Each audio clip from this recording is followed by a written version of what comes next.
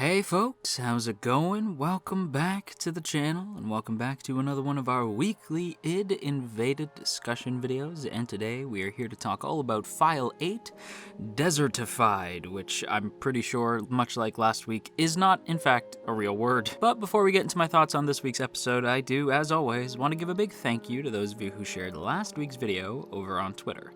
At Bubbalubber, at Deep Not That Deep, at Infamous519, and at DCherryWolf. Thanks so much for sharing last week's video, you guys, and if you too would like to have your name shouted out in next week's id Invaded video, then be sure to share this video around on the internet, and then tag me at JoJo Talks Too Much over on Twitter, and I will be sure to shout your name out in next week's video. Well, we have quite the simple episode this week, and that's not a knock. Simple episodes are kind of nice, because it means we just have like a bare bones, very simple, very basic setup.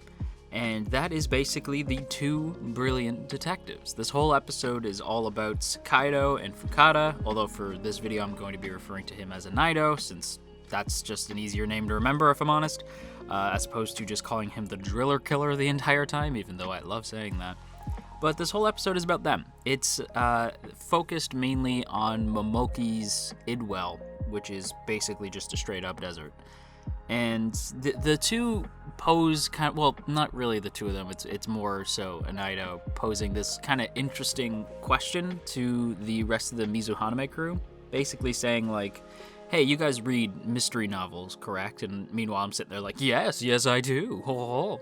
And he brings up the fact that in any good mystery novel, if there's two detectives, one of them is going to end up looking lesser by comparison. One of the two detectives will come across as not quite as brilliant as the other one. One of them has to be the brilliant detective, and the other one is just the basic detective. But when you're dealing with something like the Mizuhaname, which is technically a machine, and machines don't really deal well with nuance, how is that going to affect the simulation? How is that going to affect the Idwell? Is that going to change things if one of them is a brilliant detective? If they're both supposed to be a brilliant detective and one of them is proven to be less brilliant than the other, does that complicate things? Are there going to be two Kairu-chans? Like, is there going to be two Kairus in there? Good question. Thankfully, everything goes off without a hitch. It does make me question, like, okay, that should have posed a problem, and they were right to bring it up, and I think they brought it up on purpose because they're making the viewer think, like, okay, something's going to go wrong.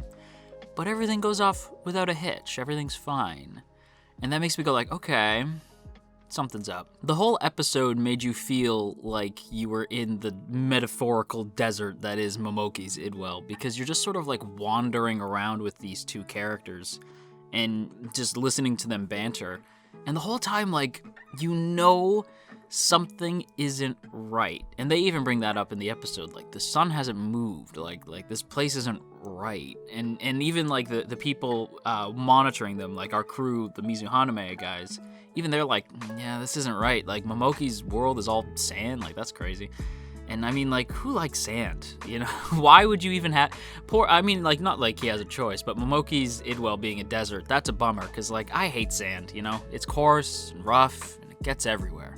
Yes, I had to make that reference. So yeah, as you could tell, I was definitely sort of uneasy during most of the episode, but that's not to say that I was on edge the whole time or anything like that. It was more just like, I felt like that vibe, like something's not right. Something is amiss.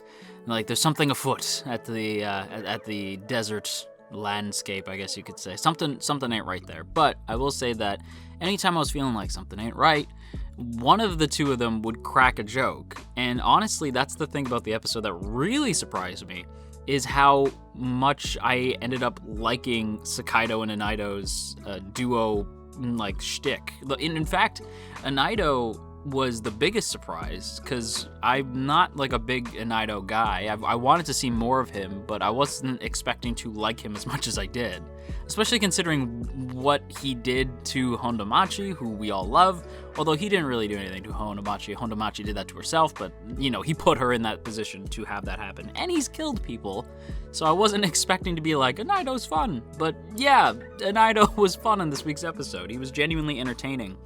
And I like the buddy cop dynamic. I don't like ship it or anything. Like, I know everybody always expects me to ship everything. To me, I just saw this as, like, two buddy cops, you know? Like, they're two detectives, like, two buddy detectives. And I was worried that something was going to happen, especially with Sakaido constantly one-upping Anaido. I thought like the system was going to glitch him out or something. And the Mizuhaname crew was just observing this, like waiting for a glitch to happen the entire time. And thankfully, it does go off without a hitch. So that's one big relief we can have in regards to the whole Mizuhaname thing. It's not bad to have two detectives. Or it could be a setup. Things could have worked out that way because somebody planned them and programmed them to work out that way because they need to frame Momoki. Who knows? And as much as I want to like Momoki, I gotta say, man, his Idwell is the most boring Idwell we have seen. Like, desert settings are just boring. Like, and I know, like, the Star Wars reference, I hate Santa's Course reference, it gets everywhere. It's true, because, like, sands, like, just desert environments, they're boring. There's nothing to look at. So, thankfully, the episode was actually carried by Sakaido and Anaido. And like I said, I do want to like Momoki. I do think he's innocent. And we'll get into that in just a sec, but I want to point out the end moment I thought was really charming, where Anaido's like, okay, so there's this machine, and Sakaido's like, I'm gonna use it, and Anaido's like, yeah, that probably makes the most sense. Go get him, brilliant detective. Like, he knows that he's the less brilliant between the two. But I did like the fact that they had that rapport, and they actually became, like, Sakaido and Anaido are actually kind of friendly when they're in an Idwell, but in reality, we know that these two hate each other. So I don't know, I thought that was really interesting. And the whole brilliant, like, duo brilliant detectives element of the episode, even though it's most of the episode, is the best part. But that's honestly pretty much all there is to talk about in this week, except for one big thing that happens at the end. But like I said, for the most part, this is a very simple setup kind of episode. It's just Anaido and Sakaido, and they're walking through the desert, and they're trying to figure out what the hell they're doing there, what happened to Kaoru, like, that's the whole episode. But what I loved about the ending is, again, kind of hints that Momoki is being set up. Because at the end of the episode, even though the whole episode is just in Momoki's Idwell, we actually cut to him towards the end freaking out when he hears that they're inside of his subconscious. And he starts freaking out and saying, like, you gotta get them out of there, you gotta get them out right now. And I'm sitting there like, wait, I thought you were being set up, my boy. Like, do you not want them to find something? But then he screams, extract them now, it's a trap. And my inner Admiral Akbar was screaming like, it's a trap! A lot of Star Wars references today. But yeah, Momoki just ends up screaming, it was all a trap. So, like, Momoki figured something out. And he knows that it's a trap, it's a setup, something's gonna happen to Sakaido. And this has me thinking, like, okay, the fact that they brought up that the system shouldn't really be able to handle two detectives, the fact that Momoki clearly is not John Walker, and the fact that that all of the John Walker created criminals so far are all now within the Mizuhaname, that has me thinking, like, okay, it has to be somebody who's able to screw with the Mizuhaname, who's able to set up a trap, and the only person I can think of, well, actually there's two, but there's one that I'm assuming it's gonna be, and that's the director, like the old man. Like, he, not only does he give me a John Walker vibe right off the bat, but he's the one who I can imagine would be able to pull the strings and work out, like, who's or how to manipulate the Mizuhaname to allow two detectives, and also to plant evidence to screw over Momoki. Like, I can see it being the detective, but I don't know why, I just have a feeling it could also be the second in command now, the gray-haired kid. I have no evidence for this other than the fact that he always seems to be, like, on the outs with the rest of the crew, and he's part of things, he's there, he's quiet, but at the same time, like, something about him just, I don't know what it is. Like, something about the kid feels off to me as well, the gray-haired kid. So, I don't know. I'm very curious what everybody thinks Momoki meant by it was all a trap. And I'm very curious to hear what people think about Sakaido and Anaido. I kind of want to see them do, like, another duo, like, partnership thing before the end of the season. Would it be the end of the season or the end of the series? I guess it all depends on how it ends, really. With that said, though, everybody, that's basically all my thoughts on this week's episode.